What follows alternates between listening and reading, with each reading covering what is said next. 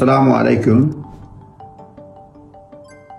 Asylum interview প্রস্তুতি নিয়ে কথা বলছি। প্রশ্ন উত্তর আকারেই বলবো। সাবস্টেন্টিভ ইন্টারভিউর প্রস্তুতি কিভাবে নেবেন সেটার ব্যাপারে কথা বলছি। প্রশ্ন হচ্ছে, when should I arrive for my interview? Asylum ইন্টারভিউর জন্য কখন প্রবেশ করবেন, যাবেন, পৌঁছবেন?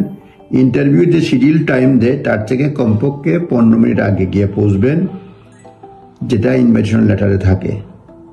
একটু আগে গেলে আরো ভালো। ইন্টারভিউ শিডিউল এট ভেরিয়াস টাইমসে দেয়, দিনে যে কোনো সময়ে, সুতরাং আপনি 15 মিনিট আগে যাবেন। তারপরে কোয়েশ্চেন হচ্ছে, what will happen when I arrive for my interview? আমি যখন ইন্টারভিউর জন্য প্রবেশ করি তখন কি হয়?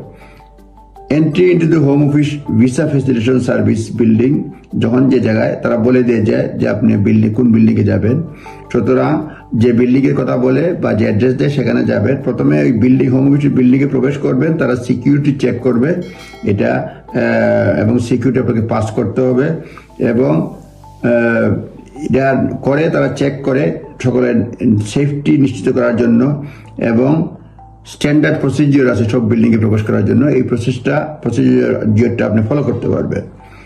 Will I need to show identification? আমার কি আইডেন্টিফিকেশন করা জরুরি, দেখানো জরুরি, মানে পরিচয়পত্র? আপনি অবশ্যই আপনার অ্যাপ্লিকেশন রেজিস্ট্রেশন কার্ড নিয়ে আসবেন, ARC কার্ড উইথ ইউ, এবং you need to confirm your identity before the interview start. Interview শুরুর পূর্বে আপনার আইডেন্টিটি কনফার্ম করতে হবে।